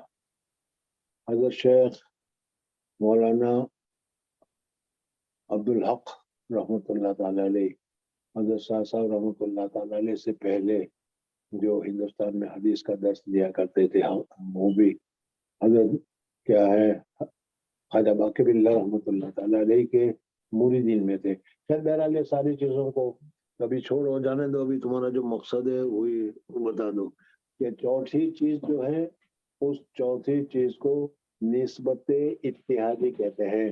اس میں پیر مرید، مرید پیر سب کیا ہے یکسر یک ہو جاتے ہیں، مل جاتے ہیں اور ایک ہو جاتے ہیں۔ اور اس کی مثال میں نے بھی بتایا کہ پھر پیر کے دل میں جو خیال آتا ہے وہ خیال مرید کے دل میں بھی آنا شروع ہو جاتا ہے، وغیرہ وغیرہ۔ بہرحال ابھی میں قصہ سنا رہا تھا حضرت خواجہ باقی باللہ رحمۃ اللہ تعالیٰ علیہ کا۔ اللہ تبارک و تعالیٰ کے یہ جو نیک بندے ہوتے ہیں، اس نیک بندوں کے یہاں عامتاً غریبی اور فقیری ہوتی ہے۔ ان کی غریبی اور فقیری اختیاری ہے، یعنی انہوں نے خود ہی غریبی کو وہ پسند کرتے ہیں اور غریبی ہی میں رہنا چاہتے ہیں وہ۔ بہرحال اسی وجہ سے حضرت حاجی نظام الدین اولیاء رحمۃ اللہ تعالیٰ علیہ کے سوانے میں لکھا ہے کہ جب ہماری والدہ ہمیں کہتی تھی کہ آج ہم اللہ کے مہمان ہیں تو ہمیں بہت خوشی ہوتی تھی۔ اللہ کے مہمان ہونے کا مطلب یہ تھا کہ آج گھر میں کھانے پینے کا کچھ بھی نہیں ہے، آج فاقے کی زندگی گزارنی پڑے گی، آج کچھ نہیں ملے گا، تو یہ کہتے تھے ہم اللہ کے مہمان ہیں۔ بہرحال غربت ان کو بہت زیادہ پسند ہے۔ کہنے کا مقصد یہ ہے کہ حضرت خواجہ باقی باللہ رحمۃ اللہ تعالیٰ علیہ کے یہاں ایک مرتبہ اولیاء کرام بزرگان دین کی ایک جماعت آئی اور حضرت خواجہ باقی باللہ رحمۃ اللہ تعالیٰ علیہ کے یہاں مہمان ہوئی۔ ظاہر بات ہے کہ جیسے میں نے ابھی بتایا کہ ان بزرگوں کے یہاں تو غربت ہوتی ہے، فقیری ہوتی ہے، کھانے پینے کی کوئی چیز نہیں تھی۔ اب حضرت خواجہ صاحب کو بھی فکر ہوئی کہ یہ سارے اکابرین آئے ہیں، ان مہمانی کرنی چاہیے، ان کو کیا ہے کھلانا چاہیے، پلانا کیا چاہیے، کیا کس طریقے سے کریں، اسی شش و پنج میں وہ لگے ہوئے تھے۔ حضرت خواجہ باقی باللہ رحمۃ اللہ تعالی علیہ کے گھر کے سامنے ایک پانساری کی دکان تھی، ایک کیا ہے کھانے والے کی، ہوٹل والے کی، سمجھ آج کل کی اصطلاح میں کہوں تو ایک ہوٹل والا تھا. اس نے دیکھا کہ حضرت کے یہاں آج مہمان آئے ہیں، اور ان کو تو معلوم تھا کہ اکابرین بزرگان دین کے یہاں تو کیا ہے ہمیشہ غربت اور فقیری ہوتی ہے، یہ کیا کھلائیں گے، کیسے کھلائیں گے، پریشان ہوں گے. اس وجہ سے انہوں نے اپنے طور پر بہترین کھانا تیار کیا، اور کھان کو تیار کرنے کے بعد وہ کھانے کے وقت میں پورا کھان لے کر حضرت خواجہ باقی باللہ رحمۃ اللہ تعالی علیہ کے پاس پہنچ گئے کہ حضرت کھانا حاضر ہے، اپنے مہمان کو کھلاؤ.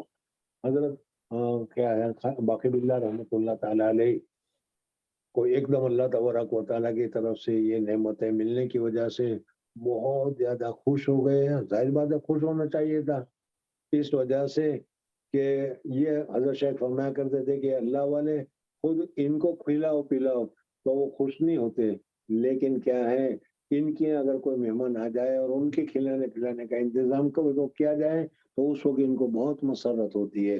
تو حضرت خواجہ باقی باللہ رحمۃ اللہ تعالی علیہ کو بہت ہی زیادہ مسرت ہوئی، بہت ہی زیادہ خوشی ہوئی، اور خوشی میں حضرت خواجہ باقی باللہ رحمۃ اللہ تعالی علیہ نے اس نان بھائی سے، روٹی والے سے کہہ دیا مانگ کیا مانگے، جو مانگے وہ میں تمہیں دینے کے لیے تیار ہوں. ظاہر بات ہے کہ ایسے وقت پر تو آدمی بہت تو پیسے مانگے گا، سونا مانگے گا، چاندی مانگے گا، دنیائی چیزیں مانگے گا. حضرت نے بھی یہی سمجھا ہوگا کہ یہ مانگے گا تو دے دیا جائے گا.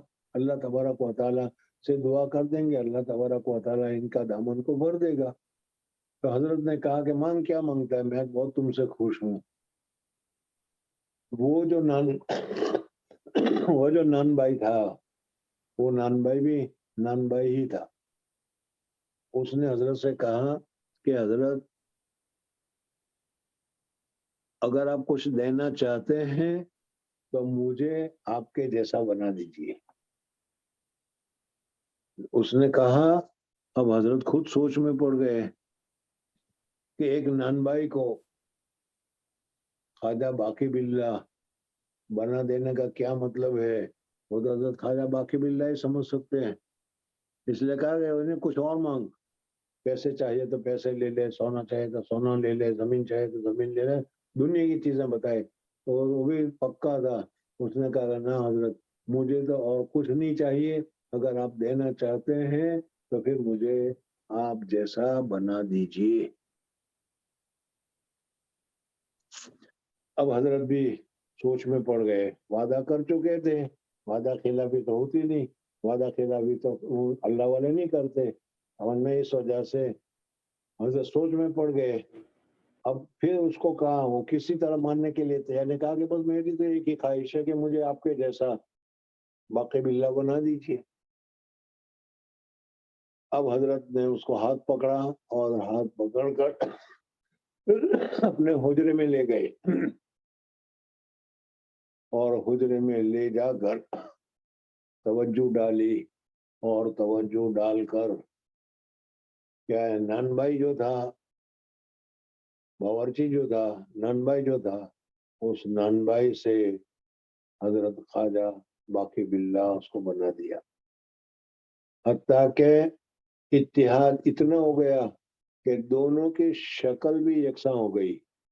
نان بھائی کی اپنی شکل تھی، وہ اور چیز تھی، لیکن اب جو حضرت باقی باللہ رحمۃ اللہ تعالی علیہ نے توجہ دی اور توجہ ڈال کر جو اس کو بتایا تو ان کی شکل و صورت بھی حضرت کی طرح ہو گئی.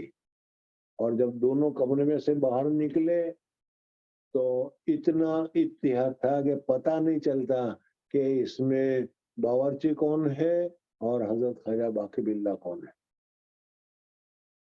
لیکن ایک فرق تھا، حضرت باقی باللہ رحمۃ اللہ تعالی علیہ اپنے حواس میں، اپنی حالت میں باقی تھے، اور یہ جو تھا وہ حواس باختہ تھا، اور حالت اس کی غیر ہو گئی تھی. اور غیر ہونے کے بعد تھوڑی دیر کے بعد وہ کیا ہے زمین پر پٹکا، اور کیا ہے اس کی جان نکل گئی اور اس کا انتقال ہو گیا. تحمل نہیں ہوا، برداشت نہیں ہوا، اور ان کا انتقال ہو گیا. حضرت شیخ فرماتے تھے مرنا تو بھائی سبھی کو ہے، لیکن خواجہ باقی باللہ بن کر اب جب قیامت کے لیے اٹھے گا تو کتنی بڑی اس کے لیے سعادت ہوگی، کتنی بڑی اس کے لیے نیک بختی ہوگی۔ تو اس کو نسبت اتحادی کہتے ہیں۔ پتہ نہیں سمجھ میں آ رہا ہوگا کہ نہیں یا کس طریقے سے ہوگا، اور اس کی مثال میں ایسے دیا کرتا ہوں کہ دیکھو یہ ہمارے مدرسے کی سیڑھی ہے کہ جو دارالحدیث میں لوگ آتے ہیں، 20-22 سیڑھیاں ہیں۔ اگر کوئی آدمی گائے کا بچڑا پیدا ہوتے ہی اس کو اپنے کندھے پر ڈال کر وہ سیڑھیوں کو چڑھے گا، آسانی سے چڑھ جائے گا، روزانہ چڑھتا رہے گا تو بھی چڑھتا رہے گا، حتیٰ کہ وہ بچڑا 1 سال کا ہو جائے گا، بڑا ہو جائے گا تو بھی وہ اس کو لے کر چڑھتا رہے گا۔ کیوں؟ اس لیے کہ اس کو مشق ہے، اس کو عادت ہے، اور اس وجہ سے اس کے لیے کوئی پریشانی کی بات نہیں ہے۔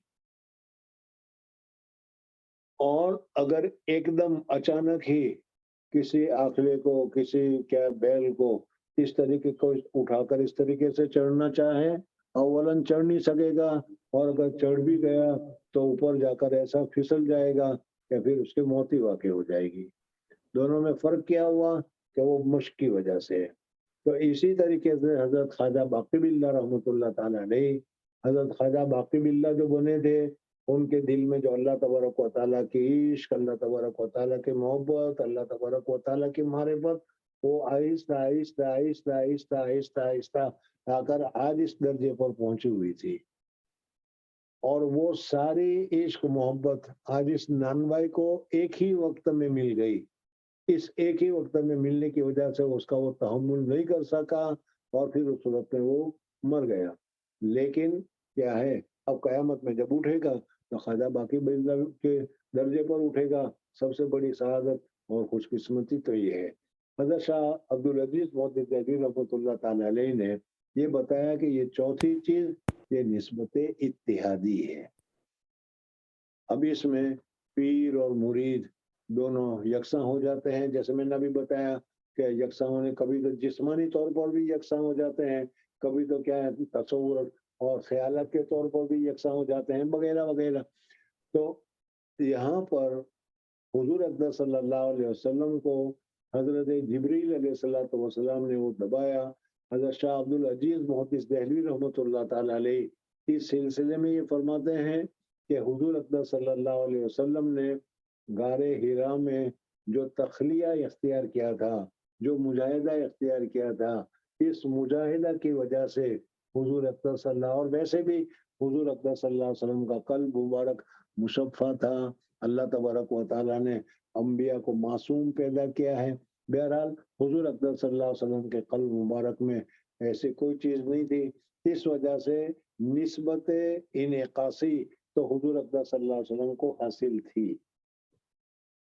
لیکن پھر اس کے بعد حضرت جبریل علیہ الصلوۃ والسلام نے 3 مرتبہ دبایا، تو 3 مرتبہ دبانے کی وجہ سے نسبت القائی، نسبت اصلاحی اور نسبت اصلاحی کے ساتھ تیسری مرتبہ نسبت اتحادی بھی پیدا ہو گئی۔ تو گویا کہ حضور اقدس صلی اللہ علیہ وسلم انسان ہونے کے باوجود حضور اقدس صلی اللہ علیہ وسلم کو ملکوتیت، اور حضرت جبریل علیہ الصلوۃ والسلام جس کیٹیگری کے تھے، حضرت جبریل علیہ الصلوۃ والسلام کا جو درجہ تھا، اس درجے پر حضرت جبریل علیہ الصلوۃ والسلام نے 3 مرتبہ دبوچ کر نسبت اتحادی عطا فرما دی۔ اب حضور اقدس صلی اللہ علیہ وسلم حضرت جبریل علیہ الصلوۃ والسلام کے جو اوصاف تھے، حضرت جبریل علیہ الصلوۃ والسلام کی جو حالات تھی، وہ ساری حالتیں حضور اقدس صلی اللہ علیہ وسلم میں پیدا ہو گئی۔ اور اب جب پیدا ہو گئی تو اب پھر استاد اور شاگرد جو مسئلہ بتائیں گے، جو بات کریں گے، جو پڑھائیں گے، وہ سارا کا سارا پڑھنا آسان ہو جائے گا۔ اس وجہ سے حضور اقدس صلی اللہ علیہ وسلم پر اب وحی نازل کی جا رہی ہے، اور حضور اقدس صلی اللہ علیہ وسلم وحی کو برداشت کرنے میں، وحی کو تحمل کرنے میں، وحی کو سمجھنے سمجھانے میں اب کیا ہے، حضرت جبریل علیہ الصلوۃ والسلام کے درجے پر پہنچ گئے۔ اس وجہ سے حضرت جبریل علیہ الصلوۃ والسلام نے 3 مرتبہ حضور اقدس صلی اللہ علیہ وسلم کو اس طریقے سے دبوچا۔ ارے سمجھ میں آ گیا؟ جی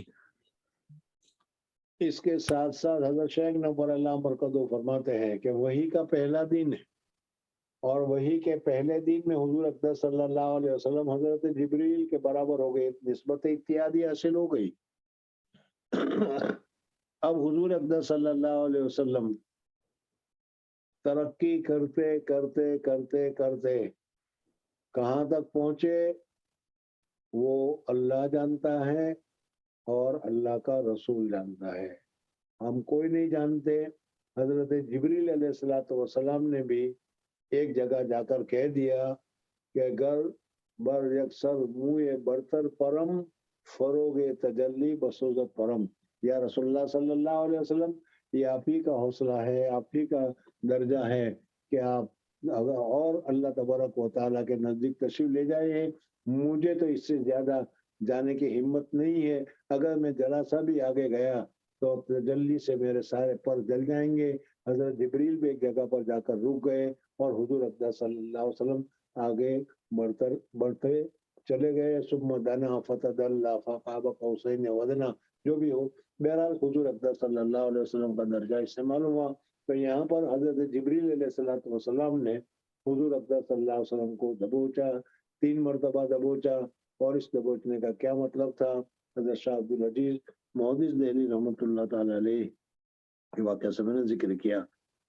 ثم فجاء الملك فقال اقرا فقال فقلت ما انا بقارئ فقال فاخذني فغطني، مجھے پکڑا اور مجھے دبوچا، حتى بلغ مني الجهد، پھر چھوڑ دیا، فقال اقرا فقلت ما انا بقارئ فاخذني فغطني الثانيه حتى بلغ مني الجهد، ثم ارسلني فقال اقرا فقلت ما انا بقارئ قال فاخذني فغطني الثالثه، تیسری مرتبہ، اور پھر چھوڑ دیا۔